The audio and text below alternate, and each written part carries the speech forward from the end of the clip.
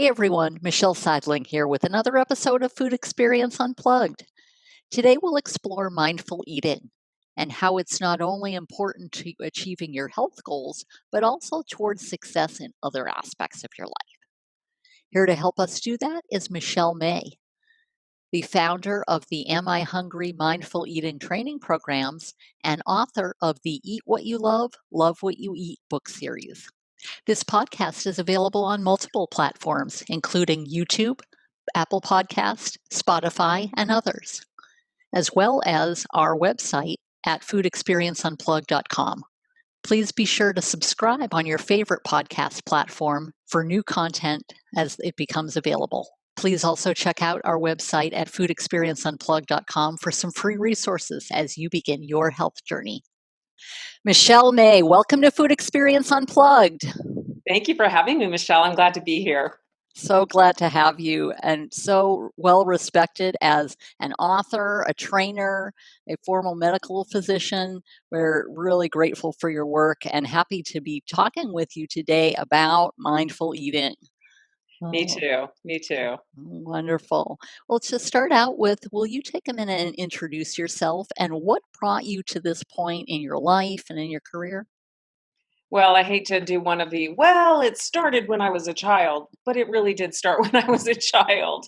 I think like many women and increasingly men in Western culture, I grew up with a bit of body shame, a bit of body image disturbance, which, as it does for many people, led to chronic yo yo dieting. And so I literally yo yo dieted my way through middle school, high school, college, medical school, and right into my medical practice, where I was very surprised to find out how many of my patients were doing the same exact thing. And so I think that really led me to begin to question what I was doing for myself personally, but also to question the advice that I had been giving many of my patients, which was to do the same thing I'd been doing. Clearly, if it wasn't working for me and it wasn't working for most of them, maybe it just doesn't work. And so that really led me down this path of trying to find a different way to think about eating, which is what I've spent the last 21 years doing now.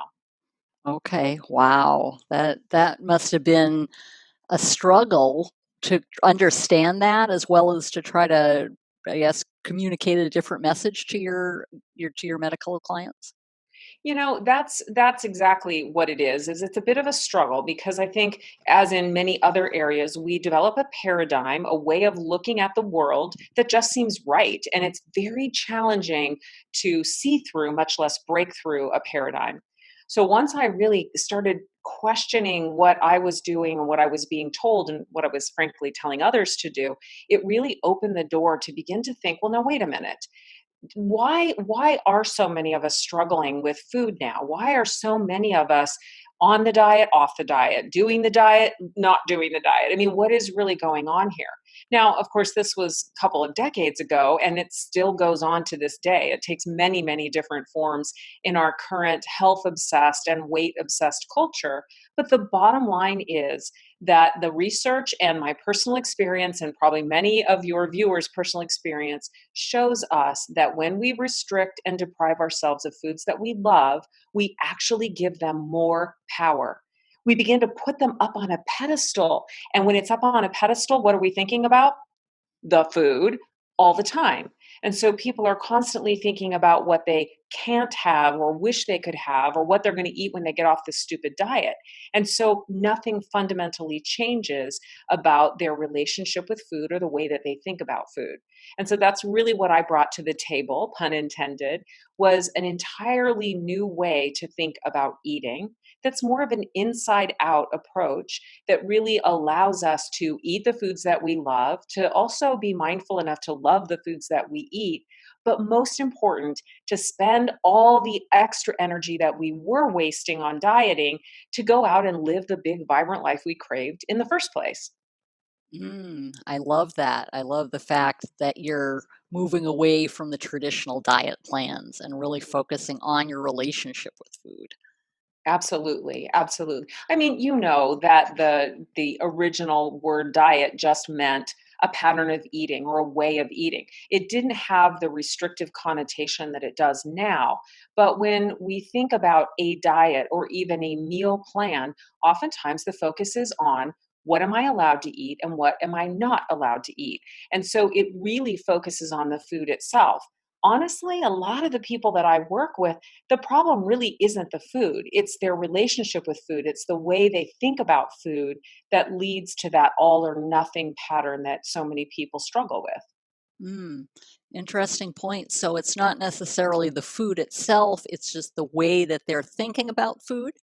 Yeah, so to be more specific, let's say that you're not feeling your best and you've decided that to perform better at work or in athletics or just to function better in your life, you want to make some changes to your eating. That's a very common scenario, something that you might work with people on, right? So then the next step people commonly think of is, okay, what am I eating that's bad, that's making me feel bad? What do I need to cut out of my diet? Right now sugar tends to be one of the things that has been very demonized in our diet mentality. And so, okay, I'm never going to eat sugar. Okay, wait, what is sugar? Where else is it? What other foods is it in? And the next thing you know, you're spending a lot of time looking things up, writing things down, reading labels. And I'm not against educating ourselves about nutrition. I think that's important. But the problem is that we've now made the entire focus sugar instead of looking at the bigger picture. Okay, why am I not feeling well? And if I suspect that I'm eating more sugar than I need, have I tested that hypothesis? Have I perhaps tried lower doses, so to speak, eat it less often or in smaller quantities before I completely demonize it and rip it from my diet? Because then once you're not allowed to have it anymore, the next thing that happens is it's your birthday or your child makes cookies or something happens, and the next thing you know, you're having to either deny yourself or restrict yourself and use up your willpower in order to avoid this one ingredient that you've determined is the cause of all your problems.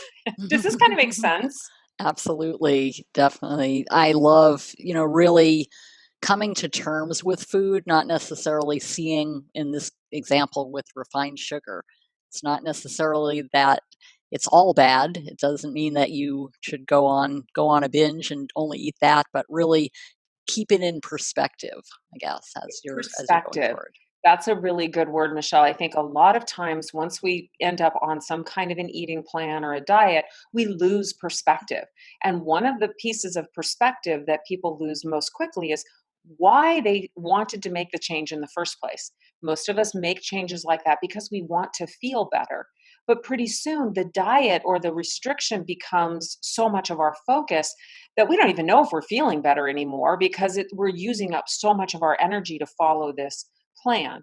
So what I would suggest for somebody who's not feeling well and suspects that their problem is their eating, I would go way back to basics and I would start not with what you're eating, but why are you eating in the first place? Ironically, many of us don't remember to even consider that. Even though we were born with the instinctive ability to eat when we were hungry and stop when we were full, many of us have lost that instinctive cue, that the way of making decisions about eating that at one point was completely innate and easy. And so now we eat when food shows up, we eat when it's mealtime, we eat when we're bored or we're stressed or we're sad or, it's a celebration, and we're not really even considering whether our body needs fuel at that given time. So by taking a step back and really thinking about, okay, well now before I decide that I shouldn't eat sugar, let me just pay a little more attention to whether I'm even hungry when I'm eating in the first place, because oftentimes that's where we're going to find the kernel of the problem. That's where we're going to find the essence of what's really going on here. Interesting. And that's, of course, the heart of your book, Eat What You Love What You Eat, as well as your mindful eating programs. That's right. Speaking of which, what is, just as a definition, as kind of a standard, what is mindful eating? What do we mean when we say that?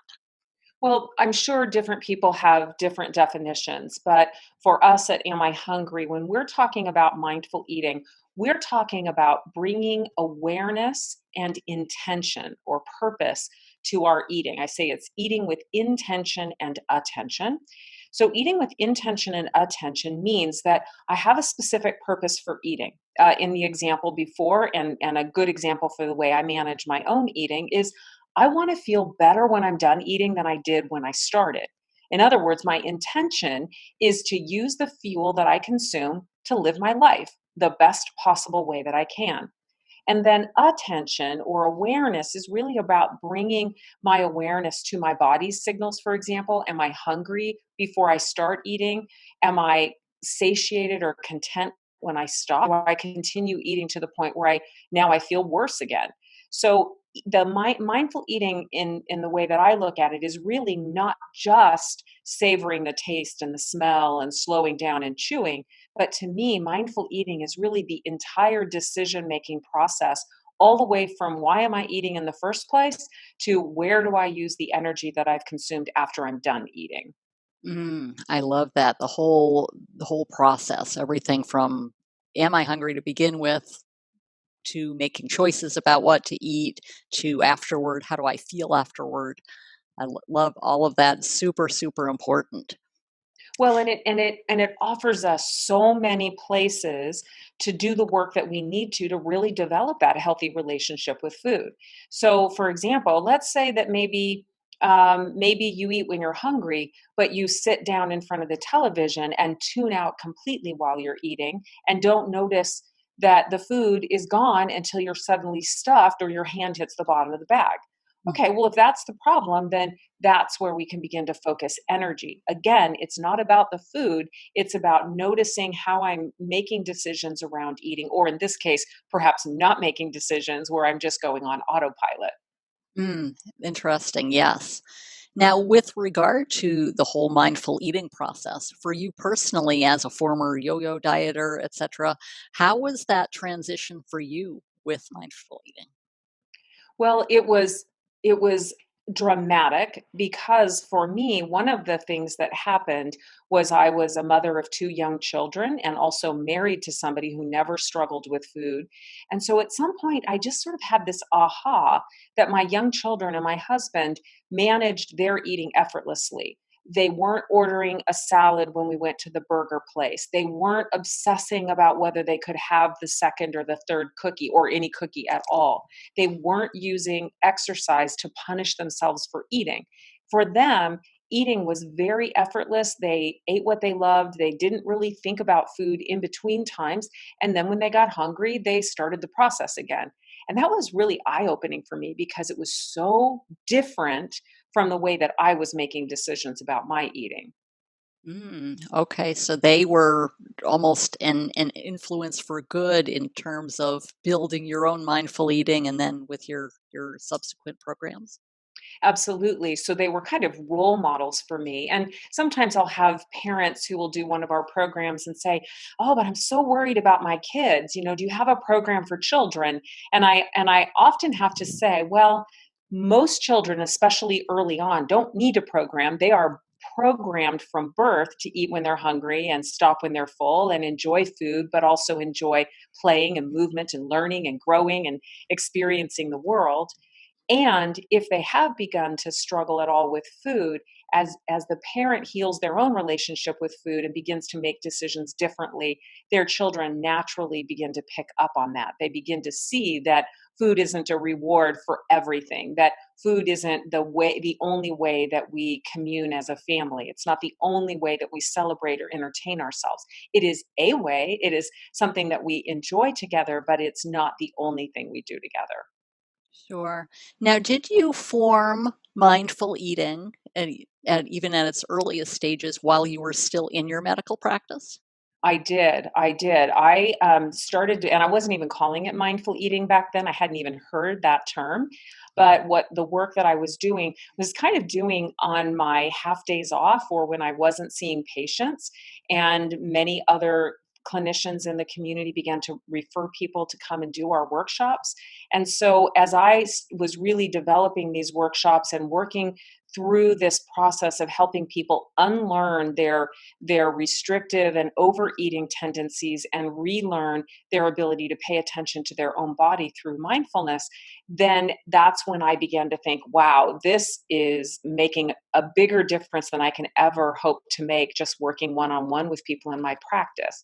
So eventually I kind of came to a point where I had worked my way into two full time jobs in addition to my full time job as a mom and a wife. And so I really had to make a choice. And it became clear that even though I didn't start out to do that, I had really found my passion, that I had really found out for myself what I was perfectly created to do, in that I love to speak, I love to write, I love to teach, and I had all of this personal experience as well as my professional background that makes it possible for me to teach mindful eating in a credible and easy to understand way. That is fantastic. I love how you transitioned, and I love that sense of discovery of, from your own experiences, having it become mindful eating as a term, and then really just opening up and really sharing that. That's fantastic how you're sharing your passions. I suspect that a lot of your listeners have an inkling that there's something that they really want to do, even if it's a hobby or something, a place they want to go, something that they're really excited about, but somehow they squelch that or ignore it or say, oh, that's not important, or that doesn't, I shouldn't be doing that.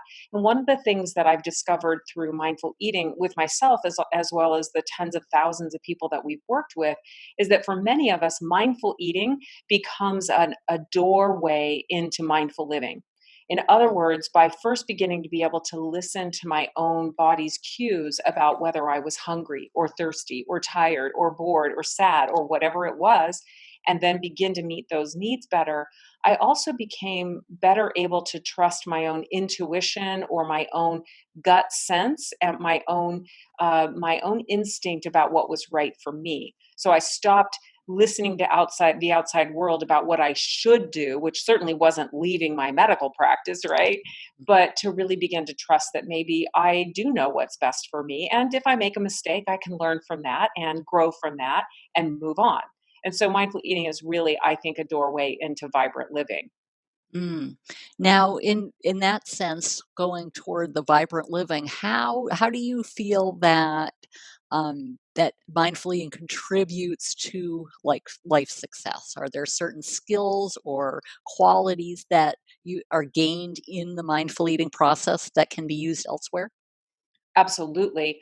So, as in contrast to dieting, which really teaches us to do it right or we're doing it wrong, or we're being good or we're being bad, or we're eating good foods or we're eating bad foods, mindfulness really looks for the gray areas in between the black and the white, right? So, in the gray areas, we have to bring curiosity, non judgment, self compassion, awareness.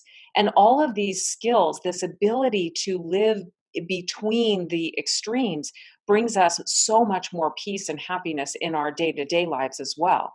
Because as I often remind people, how we do anything is how we do everything.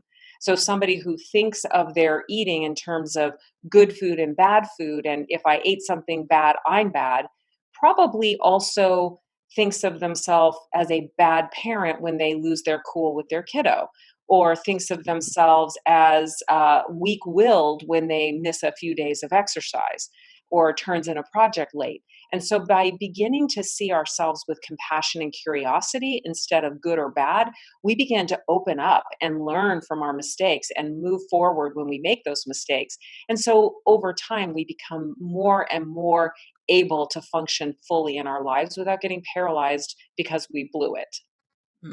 Good point. I love that. I love the additional skills that come with mindful eating. Now, you mentioned earlier that, in terms of, refined sugar, for example, struggling, should I eat it? Should I not eat it?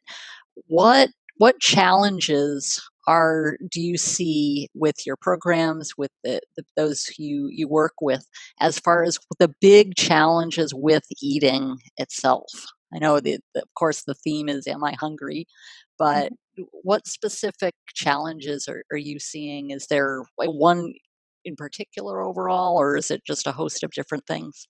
Yeah, I wouldn't say there's one, there's a host of things, but, one of the examples that I think is very, very common is that people hear this and they think, "Well, that couldn't work for me. You don't understand. I'm addicted to sugar," right? So we don't have to go down into all the science behind the idea of food addiction, but I would suggest that a lot of the time, people are making decisions that are fear-based. They're afraid if they have a little bit of sugar, they won't be able to stop and they'll eat the whole thing, whatever the thing is, right? Well, the reason that happens is because they learned that behavior through restriction and deprivation. When you restrict and deprive yourselves of foods that you really love, then those foods actually call to you. They begin to lure you in. And then if you finally give in because maybe you're tired or stressed or really hungry, and then you eat a little bit, then your brain automatically says, "Oh no, we blew it. We shouldn't have eaten this. This was on the bad list. I better eat it all now and start my diet again tomorrow." And so over time in that pattern, we begin to think that sugar has power over us, but really we've given it power by making it restricted. So people, when they hear, "Oh, eat what you love what you eat," they're like, "Oh, that's fine for you, but I couldn't do that." But they don't realize that they actually can. And tens of thousands of people that we work with who thought for sure they would never be able to eat certain things in moderation are just amazed that they're able to eat whatever they want. Now, having said that, a person might decide that they don't like the way they feel when they eat sugar or when they eat excess amount of sugar, or maybe they don't like the way they feel when they eat bread or animal products or whatever. I mean, you can make whatever decision you want. Just because the title of my book series is Eat What You Love What You Eat, doesn't mean you have to eat everything. What it means is you get to decide what you're going to eat. It's not my job to be the expert to tell you what you can and can't have. It's my job to teach you how to discover the expert within, because your inner expert does know what works for you in your body. Mm, excellent point. So there's not necessarily a list of foods on the good list or on the bad list. If exactly, and here's what I often tell people when I'm working with them, either in our support community or at a retreat, is I say, "Gosh, you look like you're about my age. I'm currently 58." I'll say, "Do you remember when fat was the bad food and now it's carbs?" And so just the fact that foods can completely change categories like that just tells you that there is no definitive list. These lists are coming from experts who define a food in a particular way. And so I would just challenge us to really question the idea that foods themselves are bad or good, and really move toward the concept that I can pretty much eat anything that I want in moderation. If I discover that a particular food gives me heartburn, for example, I might choose not to eat that food or accept the consequences, but I'm doing that with full awareness of how my body responds, not by making that particular food bad. Interesting. So you're bringing back that awareness and that attention to what that food is and how it reacts with your body. Exactly. It's an Oh, inside out approach, not an outside in approach. So it's me learning as I go, learning from my mistakes, learning from my experiences. I can take in nutrition information, I can learn from other people who know or have done some studies, but then I have to experiment with that and see if that's true for me rather than just taking some rule, which of course many of us have heard so many rules. We've got a giant rule book between our ears that tells us, gosh, I don't even know what to eat anymore because everything's been on the bad list at one time or another. true. Absolutely. Now, your programs, of course, the book has had immense success over the years. Now, could you share some success stories about individuals, how they've made that transformation, or different ways people have really used that in their life? Gosh, so many, so many. One that comes to mind, and I have a specific affinity for her because she's also a physician. She is actually a gynecologic oncologist. So you already know this is a smart woman who's very, very accomplished. She was also a mother of two, and really from the outside world look like she had it all together. But she came to one of our mindful eating retreats and shared that she had spent several years logging every bite of food she ate, tremendously afraid that if she didn't write down everything she ate, that she would lose control and she would, not be able to manage her food. And so I don't really know what caused her to become brave enough or courageous enough to say, you know what, I can't do this anymore. There's got to be a better way. But luckily, she ended up at our retreat. And, at the first couple days, just like I said before, she was a little fearful. It seemed really scary to give that up. But afterwards, she wrote to me and said, I just have to tell you that after I got home and continued to practice what I learned, I've been able to completely give up logging food all the time. And I've discovered a tremendous well of energy and passion in my life.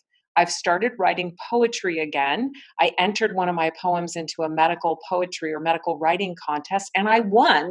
She shared this gorgeous poem about a patient of hers who had ovarian cancer and eventually died. And I just thought that poem was in her the whole time, but couldn't get out because she was using so much of her brain space, her creative space, to log food. What a ridiculous way to spend our energy. But she didn't know any better until she did. So I often think of her because of how often people will discover that their vibrant lives are waiting for them.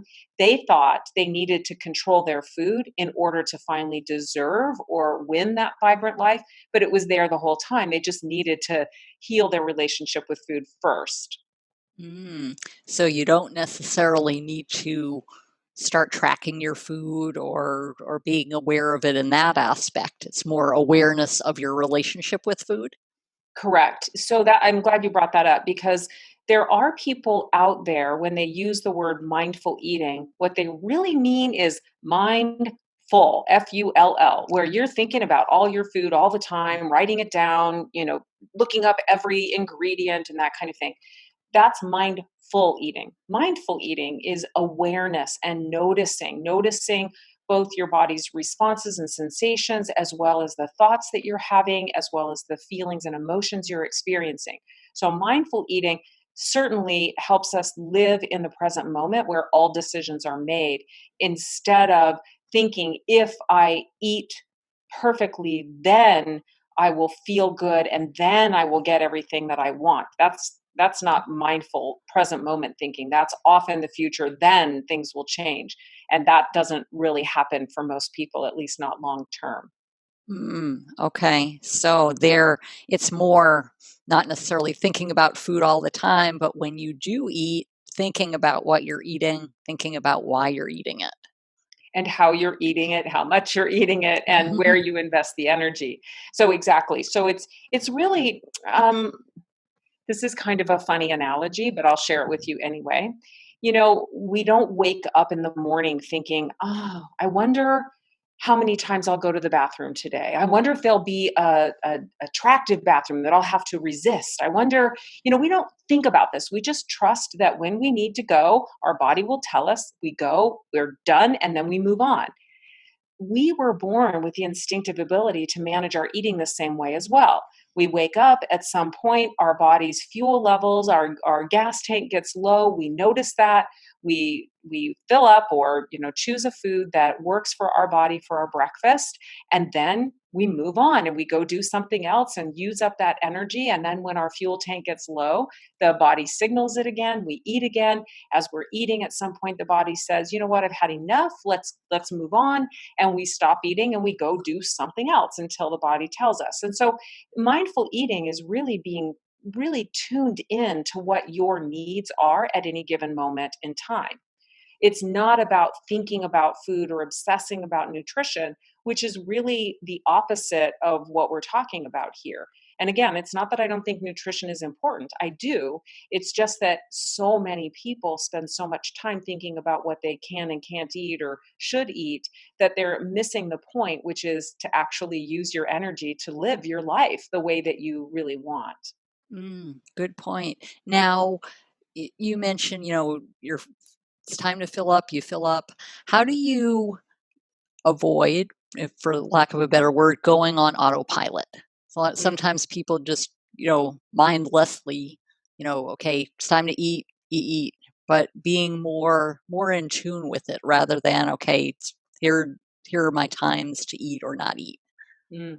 Yeah, so that's the intention part of eating with intention and attention. So once you are aware that that might be a potential area that you could be working on, you say, gosh, I notice that there's a lot of times when I'm eating by the clock or eating on a schedule, I have no idea whether I'm actually hungry at lunch o'clock. I don't even know. I just eat because it's time.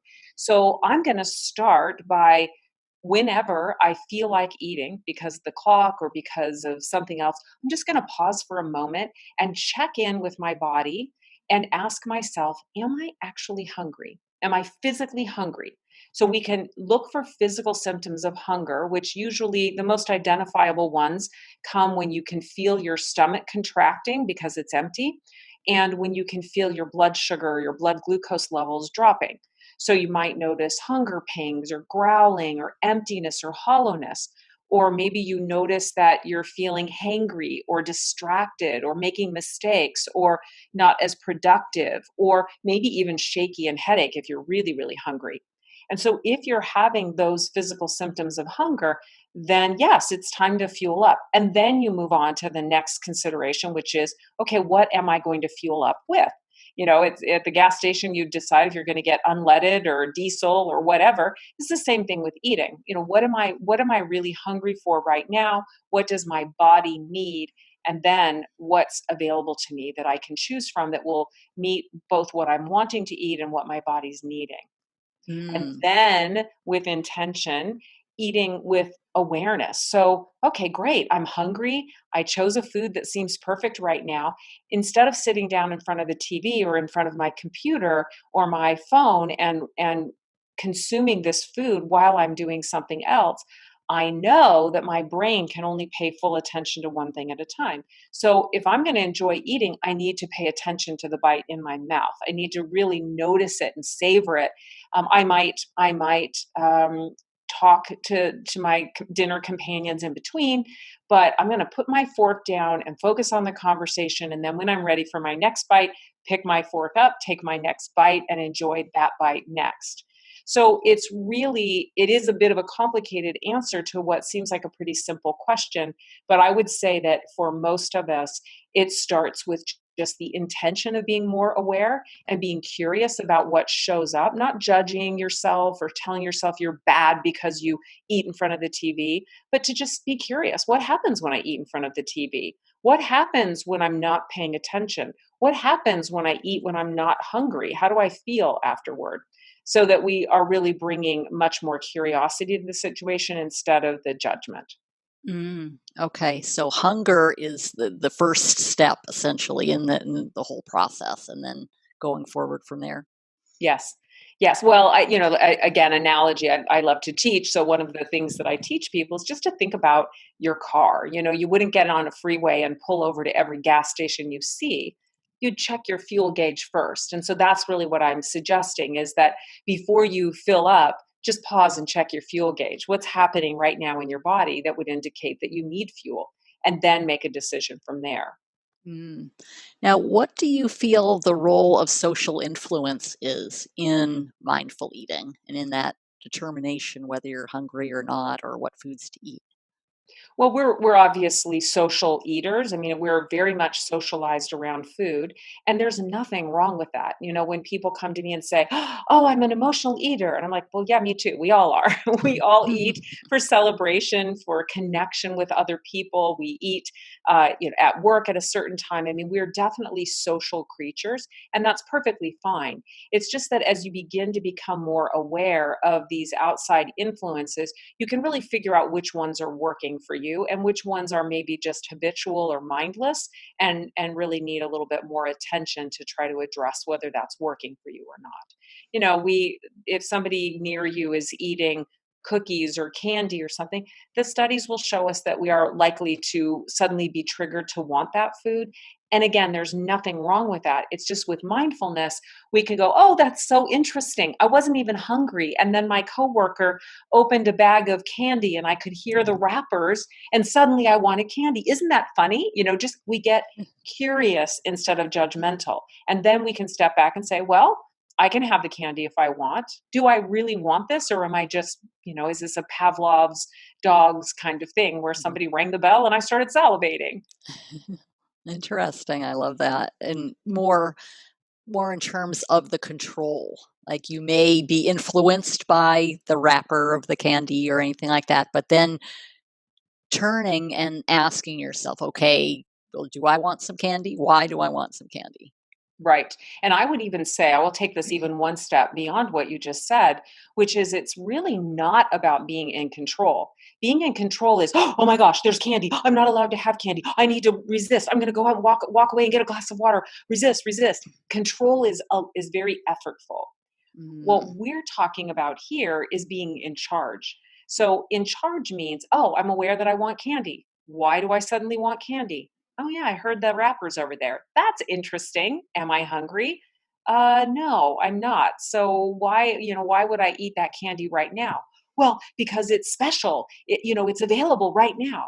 Really? Because I think you can get candy pretty much any time of day or night at most grocery stores. Is it really that special? Maybe not. Maybe that was something that I made up. Maybe that was from not letting myself have candy ever or thinking of it as a bad food. Maybe what I want to do is ask my coworker if I can have one and I'll save it at my desk until I am hungry. Maybe I'll have it after I'm done with lunch or whatever. It's about being in charge, which means making decisions for yourself, not already having a pre-written script about what you can and can't do. Does that make sense? Yes, absolutely. So you're in control of your decision making. You're Right, which is why I determining. prefer yeah, that's why I prefer the term "in charge," because, Mm, the opposite of being in control, what's the opposite of being in control? being out of control. Absolutely, so the opposite is being out of control, and that's what I call the eat, repent, repeat cycle. You're Mm, in control, out of control, in control, out of control, and so there are those extremes again that I was talking about before.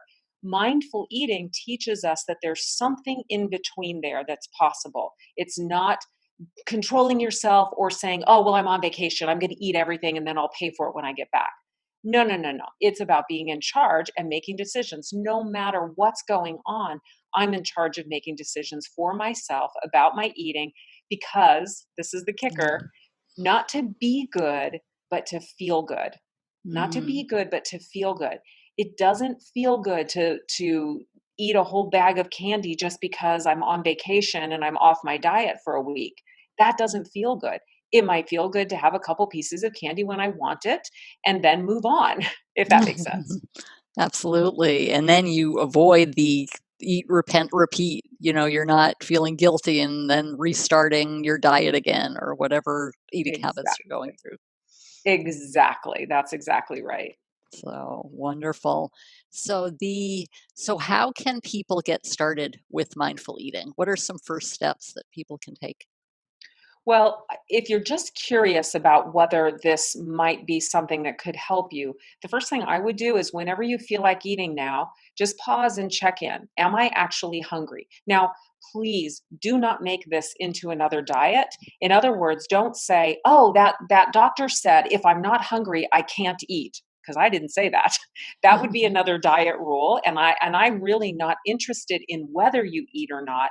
All we really want for ourselves at this point is to notice why we want to get curious about whether we're actually hungry or whether there's some other reason that we feel like eating, because that opens the door to an entirely different approach to thinking about food. Then the second thing I would suggest is if what I've been talking about here with you, Michelle, sounds interesting and sounds like something that might resonate, read the first chapter of Eat What You Love What You Eat. We make it available free. You don't, no commitment. We'll just email it to you and see whether the details of the mindful eating cycle actually resonate with your own personal experience. And then you'll know if it sounds like something that could help you, then you can make a decision about whether to take another step. But I think it's so different from what most people have been told. I think we need to take it slowly and kind of dip our toe in the water. So the first chapter of the book is at amihungry.com/chapter 1. So spell out the word chapter, the number one. I'm sure you'll put it in the show notes, but people can Absolutely. download that first chapter and just check it out for themselves. Absolutely. That's fantastic. And really just starting, like you said, dip your toe in the water, find out being in tune. How can I be in tune with my eating and how this can work for me? That's super, super important. Absolutely. Absolutely. And the perfect person, the one who's going to probably benefit the most is that person who has basically been trying everything. They've tried every diet or they've done the same diet over and over and over again. They recognize, even if they've never heard the term eat, repent, repeat, just makes sense to them. It describes what they've been doing. You're a person then that's probably going to find a lot of wisdom and peace in this approach, even if it sounds impossible or it sounds like something that won't work for you.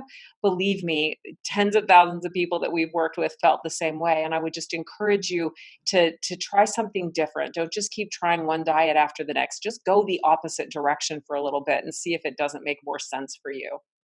Absolutely. Well, Michelle, how can people get in contact with you? So our website is amihungry.com. So amihungry.com. There's a contact form on there. We also have really loaded that website with lots of freebies. There's a eating styles quiz you can take. There's lots of blog posts and articles, of course, books and workbooks and workshops and retreats. But you'll find even if you just again dip your toe in the water and start reading, I think you'll find that there's a lot there. We're also on Facebook. Just look up Am I Hungry? I do a video several times a week with tips about how to become more mindful about your eating and more vibrant in your living. And so again, just sort of reimagining what your relationship with food could really look like. Absolutely. We will include all of that in the show notes. And in parting here as we wrap up, what are some words of wisdom? Are there anything that you would want to emphasize that we haven't already or to do so again? I think the biggest thing I would say is it's not your fault. You didn't fail diets, they failed you. That our culture, for some reason or other, for many, many years, I'm reading a book right now that talks about dieting way back in the 16 and 1700s. We've been trying that approach for a long, long time. We know through research that it doesn't really work. So stop feeling ashamed, stop being paralyzed, stop wasting your money on the next diet, the next quick fix, the next pill or supplement, or stop it. And just take a step back and start paying more attention to why you're eating in the first place. And that is as I said, the door opener to really learning how to use your energy in a way that's way more productive and beautiful and freeing. Absolutely. I love that. I love how just, freeing yourself from struggling with those decisions and being able to concentrate on your life. Oh, Absolutely. great. Which is what we all want anyway, right?